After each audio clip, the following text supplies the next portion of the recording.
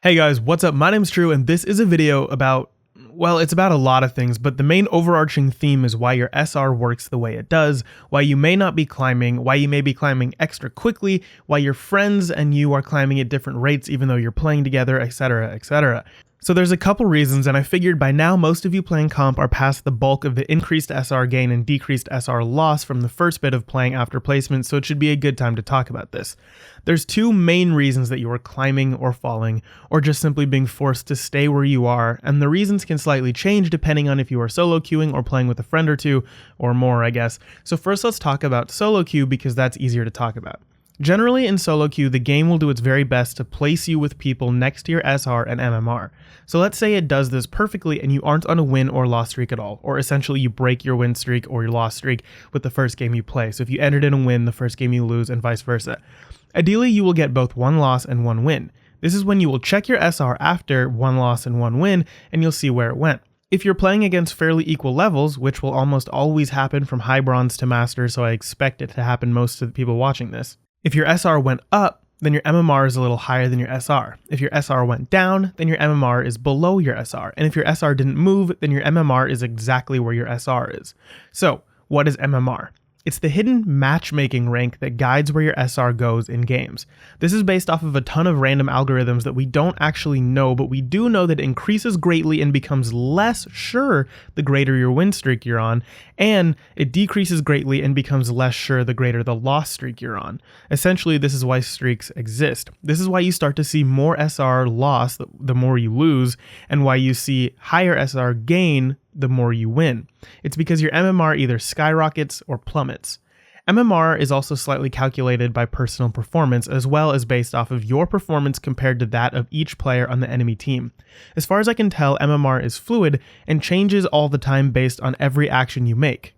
So you kill someone with a lesser MMR than you and it'll only go up a little. Kill someone with a greater MMR than you, it'll go up a little more. Keep in mind this is a small change, so it won't affect a whole lot, but all those little things come together in the end of the game, and you may get 5 to 10 more SR for a win than you would have if you didn't really help the team at all.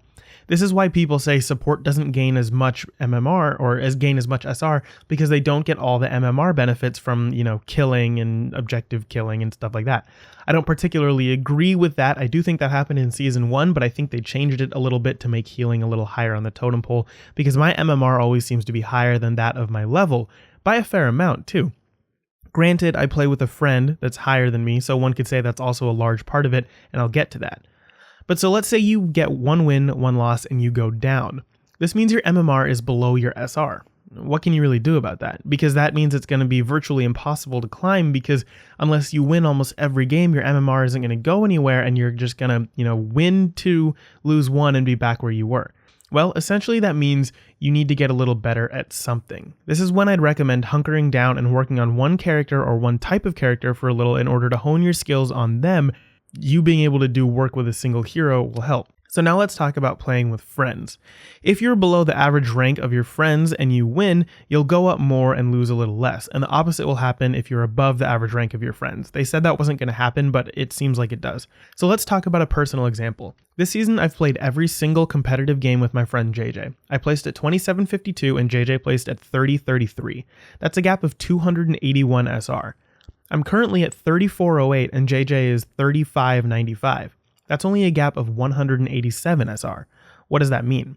Does that mean that our MMR is drastically different and I'm just way better than him? Well, if we were ranked at the same SR, yes, it would mean that. But in our scenario, since he's higher than me SR-wise, he doesn't get as much for winning games at our average rank and loses more for losing. Yes, we're closing the gap, and yes, that happens less and less the closer our ranks get since the average will be close to our actual ranks, but it still obviously happens. What does this say about our MMR? Well, essentially it means that my MMR grows at a faster rate than his. Does this mean my MMR is higher? No, it means that it's growing faster per game. And since I main Ana and almost exclusively play her in comp games, the idea of the support player not gaining as much MMR is a little flawed as far as I can tell. So essentially, you aren't climbing. Well, the reason is your MMR. But why is your MMR stuck? Why is it where it is? This can be chalked down to two things, mostly your win rate, and secondly, your personal performance in games. How do you change that? While potentially playing with someone who is higher than you and actually performing well in those games will garner you some gains as long as you actually win some games, but mostly it's just gaining the skill to be able to make sure you do better than your opponent in the job you choose to fulfill. And yes, luck does have a bit to do with it because you may just get weirdly unlucky with having throwers on your team, etc., but that can't happen every time, so I wouldn't consider that much of an issue. 10% of the games you will win because your team is much better, 10% you'll lose because the enemy team is much better. The other 80% you have a chance to outplay your opponents, and in theory, that's all you really have to do. Sorry if the video is a little confusing. Trying to explain MMR and SR in a short and simple way is actually much more difficult than I thought it would be, but I hope you liked the video. If you did, hit that like button. If you didn't, the dislike, and I will see you guys next time. Peace.